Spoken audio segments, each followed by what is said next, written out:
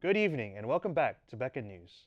Art can be expressed in many ways. One of those ways is by practicing the ancient Japanese craft of origami, a method of folding papers in intricate ways to create papercraft masterpieces. Today, we have a very special guest on our show. He's a good friend of mine, and I consider him to be a master of the origami craft. Please welcome Armando Gonzalez Calubrian. Thank you so much, Armando, for being on the show today. I appreciate it. Yeah, thanks for having me. Yeah, so I wanted to ask you kind of what are the origins of you kind of beginning origami? Like when did you start and kind of when did you first kind of fall in love with the craft? So this was way back when I was in fourth grade, just at the end of elementary school. I really got into origami from YouTube videos, actually. All right, just scrolling through old YouTube, seeing videos like that, and thinking, wow, this is something that I could do. I could follow, right? Like the little instructional videos, pausing them, rewinding them a bunch. And yeah, from there, that's when I really started falling in love with origami. And keeping on with it, it was a very inexpensive and quick way to kind of just like make my own toys, you know? Mm, yeah, nice. Yeah, and I'm curious to know because origami is a very unique craft in that sense, and I kind of wanted to get your thoughts on what do you think sets origami apart from other art forms like painting or sculpting or music even? I'd say what sets origami apart from those is the simplicity of the designs when folding, you know?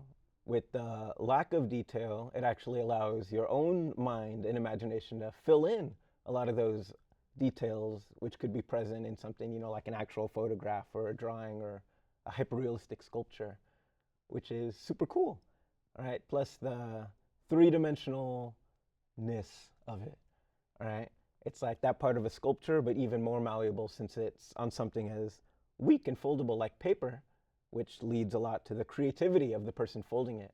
That I could just fold a line and make a crease and pinch here, and suddenly something looks like a bird or a Mm, plane.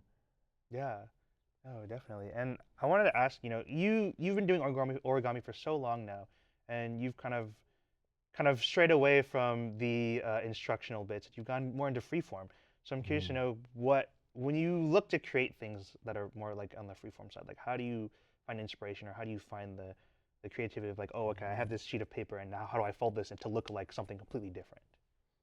Yeah, I'd say a lot of my inspiration comes from nature itself. Mm, Right? I find a lot of the things that I make are like animals or insects or stuff that I just see around me. mm, All right? Something I actually got in the habit of doing is asking friends on their birthday, like, hey, I'll let you commission one thing for me and I'll make it mm. for you. Just tell me what it is and I'll try and make it. Yeah.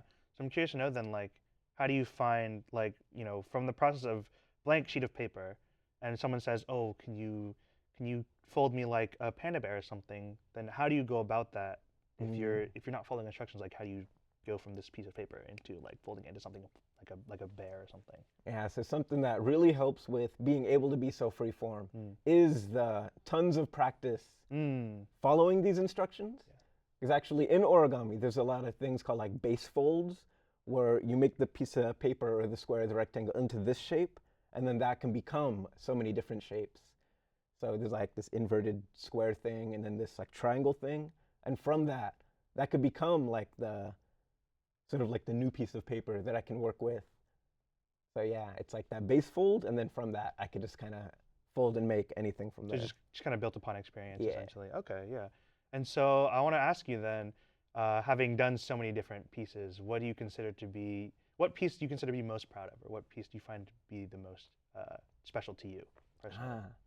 So one that I'm kind of proud of is I made like this little hot air balloon thing one time out of three pieces of paper. Oh, So nice. it's like the basket, and then the other piece of paper with like ropes, and then one of them's just a round balloon. It's like, Mm. right?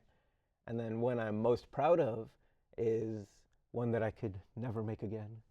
Is this really tiny praying mantis thing, smaller than a dime, that I made when I was in elementary Wow. school. So it's actually in our house. I'll show it to you. Oh, nice. All right, but I think because I've gotten so older and Mm. larger that I don't think I'll ever be able to make something that small again. Mm. Yeah, for sure. And I've heard that you've brought something here to show us, since you are origami craft master. What have you brought? Would you like to showcase what you have with Oh us yes, with I've you? actually made a much larger and hastily Oh, look at crafted that! It's a little model praying mantis. of that praying mantis. You see little And so, claws can I and its ask you, kind face. of like the process of Mm. this craft, kind of like what how you went about it. Ah, so like I was saying before, there's actually this base fold, and the lower half of the praying mantis is actually just a few steps out of that base fold, so something like a kite or a diamond. And because of how it's folded, each part sort of has these four things that can open up and be twisted. Like even just inverting it, you get a completely different shape.